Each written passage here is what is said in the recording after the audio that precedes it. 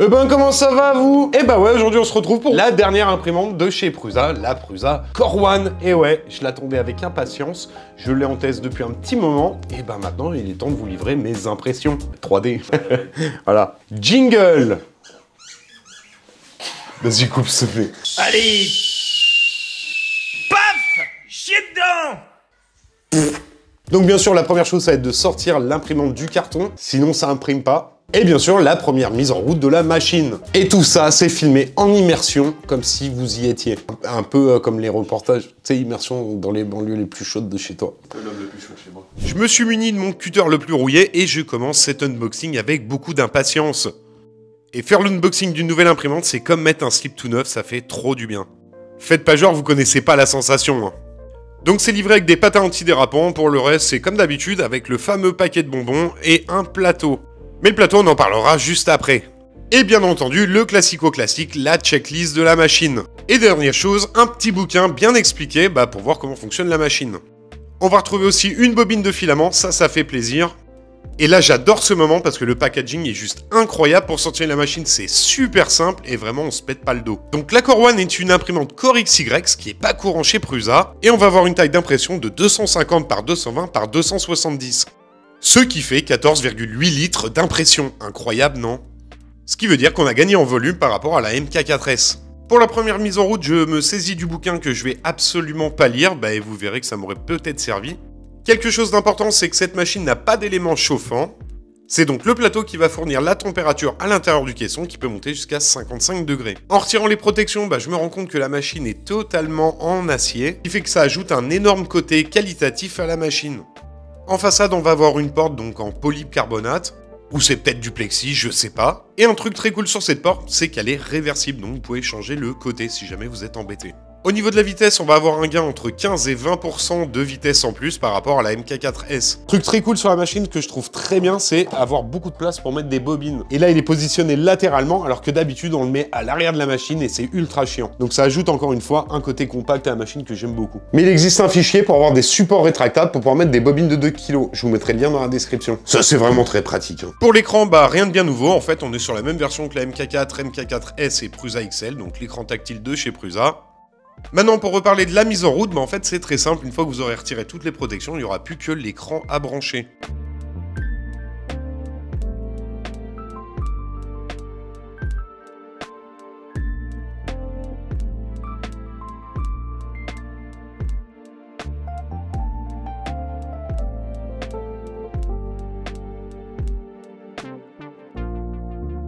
Hop, hop, hop, pause. Alors, petite interlude sur le montage de l'écran. Je vous jure, je sais pas ce qui s'est passé, mon cerveau, il devait pas se connecter correctement. J'ai galéré. J'ai galéré, je le dis, je le filme, sinon je vous ferai pas voir. Mais j'arrivais pas à mettre le truc dans le bon. C'était marqué, hein. Il y avait une flèche, il y avait la fiche, tout, nickel. Je n'y arrivais pas. J'ai mis pratiquement 10 minutes pour monter l'écran. J'ai failli baisser les bras, mais comme j'ai dit, la volonté, elle était là, quoi. Allez jusqu'au bout de vos rêves, comme monter un écran sur une imprimante 3D, c'est très important. Believe in you, believe in me. Believe en nos rêves. Billie Eilish. C'est dur à dire. Believe Eilish. Believe Eilish. Voilà. Et là, c'était le moment fatidique. C'était le premier allumage de la machine. C'est vraiment un des moments que je préfère, sauf quand je lis pas la notice. Et en fait, vous allez voir ce qui va se passer. Hein? En fait, je n'avais pas lu le mail que même Prusa m'avait envoyé avant que la machine parte. Il fallait que j'installe le firmware avec la clé USB qui était fournie. Et là, étrangement, ça marche vachement mieux. Donc maintenant on se retrouve sur le premier démarrage de la machine, donc elle va faire son installation de firmware. Et il est maintenant temps de passer à la configuration. Donc je choisis ma langue, français. Et là, je regarde un petit peu les configurations de l'imprimante, si on a une buse durcie ou non. D'ailleurs, si tu habites à Durcie, n'hésite pas à me le dire dans les commentaires. Donc, étape hyper importante, ça a été de connecter la machine, bien entendu, à son réseau Wi-Fi. Tout ça pour faire les mises à jour et puis surtout pour gérer son imprimante depuis Prusa Slicer. Mais le truc, c'est que j'ai voulu tester le NFC de chez Prusa. Alors qu'on soit clair, c'est clair, j'ai pas l'air le mec le plus malin du monde, mais en fait, dans la notice, c'était pas bien noté. Et j'ai été obligé d'aller faire des recherches sur Internet pour savoir comment fonctionnait le NFC. Parce que le problème, c'était pas vraiment le NFC en lui-même, c'était de savoir où je devais mettre mon téléphone pour faire la configuration du Wi-Fi. En fait, le module NFC se trouve derrière l'imprimante. Et en fait, j'aurais pas pensé, moi vraiment je l'aurais mis en façade. Et là vous allez vivre ce moment de gênance avec moi. Donc depuis l'application Prusa, je lance la configuration du Wi-Fi, bien comme il faut. Voilà, je sélectionne la machine et comme un attardé en fait, je croyais que le NFC était à l'avant de la machine. Mais pas du tout, il était bien caché derrière la machine, vraiment c'est le dernier endroit où j'aurais cherché. Et maintenant c'est à ce moment-là que je teste la connexion NFC. Et ben ça n'a pas du tout marché, pourtant c'était bien validé sur le téléphone. Et j'avais ce message d'erreur, donc flemme. Donc comme vous avez vu, en fait ça fonctionnait pas avec mon téléphone, alors je sais pas si c'est un problème avec l'iPhone. Du coup je me suis rabattu sur l'ancienne méthode, c'est-à-dire de me connecter depuis Prusa Slicer. C'est super simple, ça va vite, mais en tout cas pour moi ça n'a pas fonctionné. Et je vous ai dit que je vous dirais tout. Donc soit c'est mal expliqué, soit c'est mon QI à 2 chiffres qui pose problème. Après une connexion Wi-Fi réussie, on m'a toujours dit que je faisais des super imitations d'Homer Simpson. Et maintenant il est temps de balancer la batterie test de la machine. Et n'oubliez pas que même un plateau neuf, il faut quand même le dégraisser. Voilà, donc c'est les choses que je vais faire avant de lancer ma première impression. La machine a fini de passer tous ses tests haut la main, contrairement à moi qui ai raté mon BSR en 99.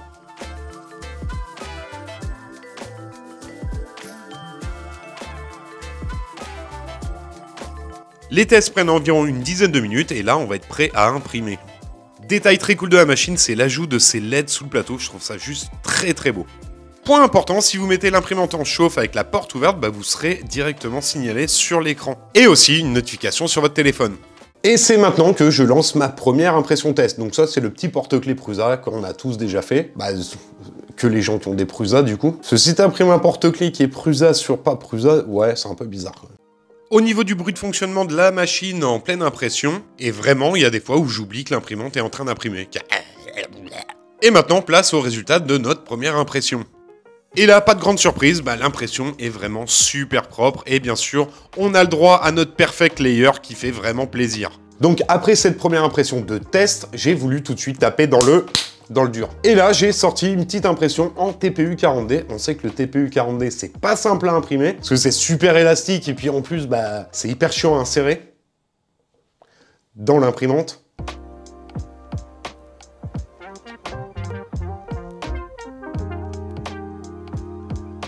Et ensuite, je me suis lancé dans un projet beaucoup plus gros, parce que j'avais confiance en la machine, j'ai dit c'est parti. Donc j'ai lancé le fichier Dragon Keeper de chez STLFlix. J'aimais beaucoup le casque, vous verrez, tout s'est pas passé comme prévu. Suspense, allez jusqu'à la fin de la vidéo.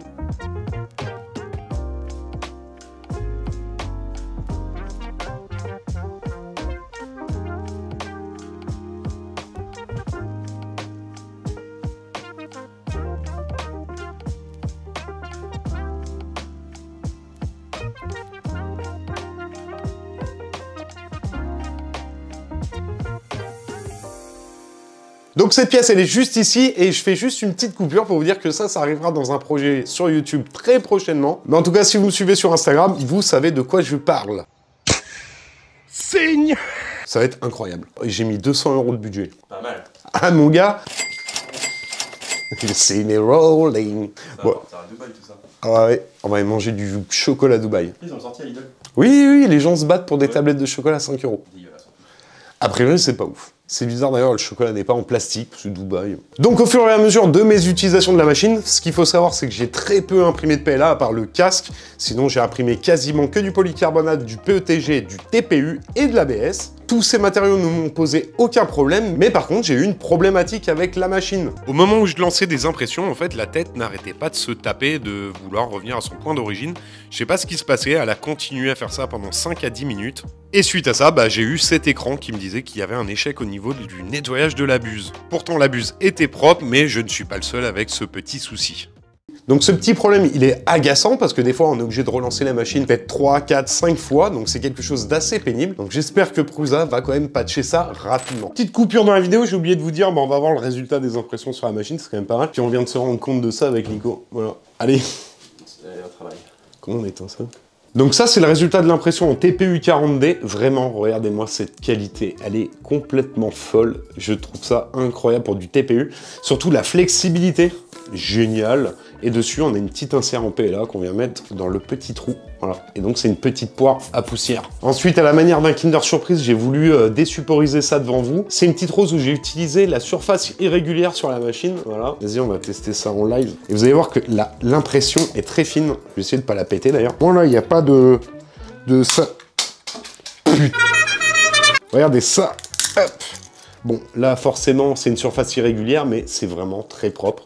Au niveau des détails et tout, c'est un truc de... Bon, le modèle, il est pas ouf, mais c'était pour tester, quoi. Autre impression que je voulais partager avec vous, c'était sur de l'impression Silk. Alors ça, je sais plus la marque du chien, là, mais en tout cas, c'est... Ouais, c'est un bulldog chinois, je crois. Attends. Voilà, donc là on enlève en direct et vous voyez, les interfaces de support, c'est super propre. On va le reste quand même, on va aller jusqu'au bout cette fois. Voilà, donc sans tous les supports, bah franchement, il n'y a rien à dire. La couleur est vraiment belle. Bon, ça c'est les réglages de température, mais franchement, c'est stylé. Voilà. Petit truc, je suis en train de vous faire là les reviews des impressions, j'ai gardé ça pendant 3 semaines et Nico est en train de monter ce que vous venez de voir juste avant. Donc ça c'est le casque en entier, bien sûr je l'ai fait péter avant de vous le présenter. Attends mais c'est pas vrai quoi. Quel bourrin. Mais vous voyez la qualité en fait, le filament bronze rend super bien. C'est très très propre. Et quand je vous ai dit que c'était un fail cette impression, bah c'est tout simplement parce que bah, le casque il est pas à ma taille. Donc en fait j'ai juste l'air con. Voilà. Là ici c'est une autre impression que j'ai fait en polycarbonate. Alors ce qu'il faut savoir c'est que je l'ai pas décollé du plateau parce qu'il faut savoir un truc. Il y a un truc super important à savoir, c'est sur le PUI là, le PUI Smooth de chez Prusa. J'aurais dû lire encore une fois de plus, mais en fait c'est assez déconseillé pour le polycarbonate. Et qu'est-ce qui s'est passé? Voilà. Et puis vraiment, ça colle bien, il n'y a pas de souci, c'est un truc de ouf. Donc voilà, si vous imprimez de l'ABS, du polycarbonate, oubliez tout de suite ce plateau. De toute façon, c'était marqué que ce n'est pas très recommandé. C'est pas écrit que c'est interdit, hein. C'est pour ça, c'est ma défense. Et dernier truc que j'ai imprimé, bah voilà, c'est tout simplement des petites pièces comme ça. Alors c'est assemblé, c'est un autre fichier STLFX. Attends. Comme je vous ai dit, je l'ai pas laissé chômer.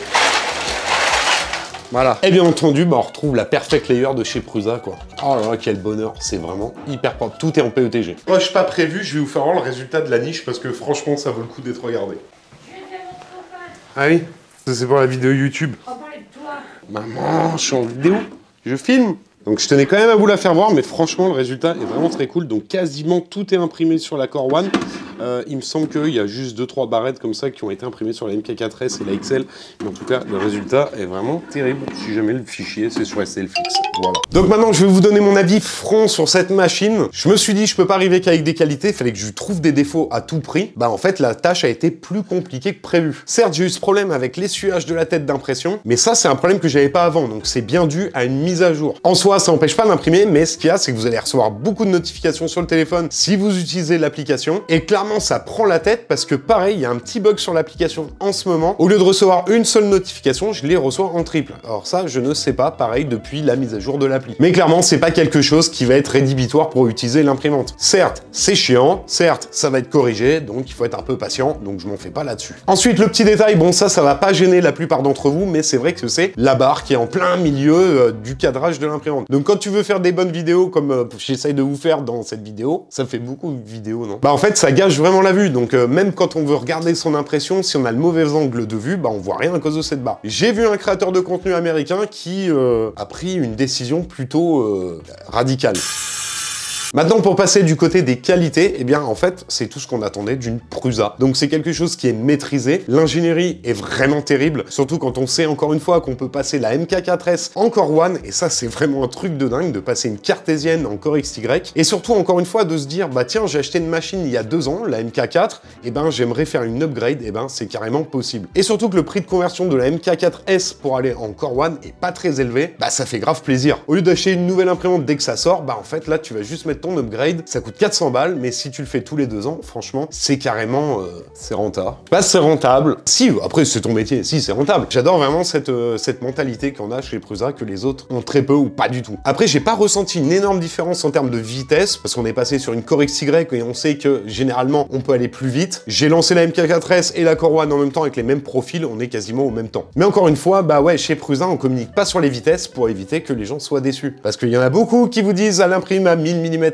mais qui n'arrivent même pas à atteindre les 300. Je pense qu'il y a des constructeurs qui se reconnaîtront. Aujourd'hui, la vitesse, c'est plus un argument marketing, on a dépassé ça. Maintenant, ce que veulent les gens, c'est du plug and play, et surtout un truc qu'ils comprennent, où ils sont bien accompagnés. Et je trouve que Prusa a fait un énorme effort sur ce modèle, parce que la mise en route, clairement, elle prend très peu de temps, à part quand tu mongolises pour monter un écran.